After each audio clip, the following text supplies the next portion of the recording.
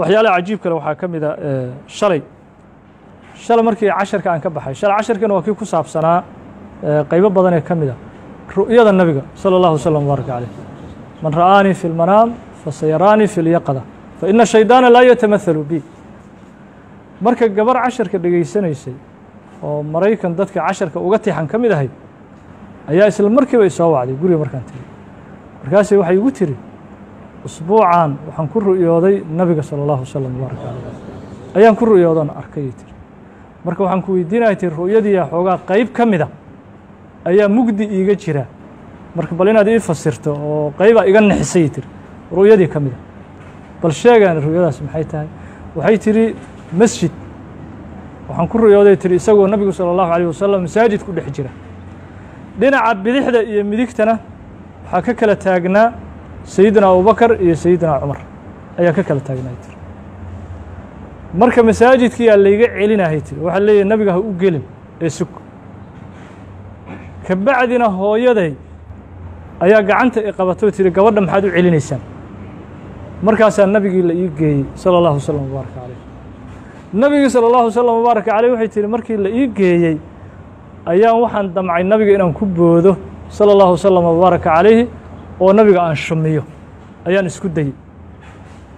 markaasaa saxaabadii agteeda taagnayd waxay shaki iga jiraa inay tiri abubakar ama inay tiri cumar labadooda mid ka mida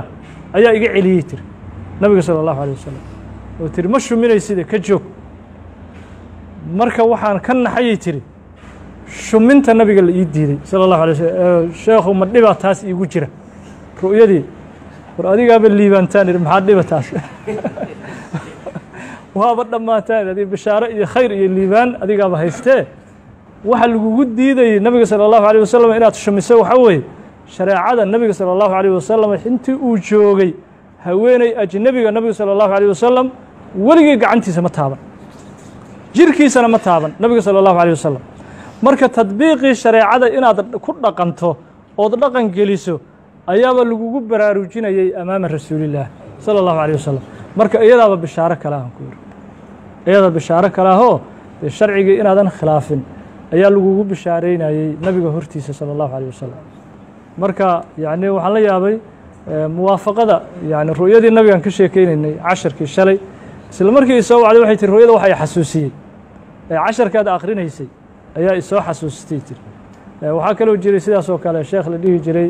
abulisxaaq ashiraazi sheekhan iskale kitaabkan atanbiih iyo kitaabkan almuhadab oo imaamu nawowi uu sharxay qisadiisu waa mashhuur oo siyar aclaam numala uu soo guuriyey taajudiin asubkina wuxuu ku soo guuriyey dabaqaat shaaficiya alkubraa ayuu ku soo guuriyey wuxuu yihi nabigaan ru'yo ku arkay salى اllahu wslam wbaaraka caleyh markaasu wuxuu igu yidhi yaa sheekh uu igu yidhi nabigu salى اllahu عalيه wasalam yaa sheekh marka abulisxaaqu shiraazi wuxuu yidhi wax la iigu yeero waxaan ugu jecelahay uu yidhi yaa sheekh in la yidhaah liannahu nabigaa iigu yeeray salى اllahu عalيه wasalam lafdigii nabiga ugu yeeray ayaa ugu jecelahay uu yidhi in la iigu yeero yaa sheekh aan idhaah marka sidaas oo kale iyadana waxay ku dhacday abulisxaaqu shiraazi sheekhiisii alqaadi abu طayib aلطabari qisadan oo kalea ku dhacdo nabigu ru'yo ku arkay salى اllahu wslam wbaaraka caleyh markaasuu rasuulku salى اllahu عalيه wasalam wuxuu ku yidhi yaa faqiih sheekhan faqiihaahow isaguna wuxuu yidhi waxaan ugu jecelahay magac la iigu yeero yaa faqiih liannahu nabiga iigu yeeray salى اllahu wslam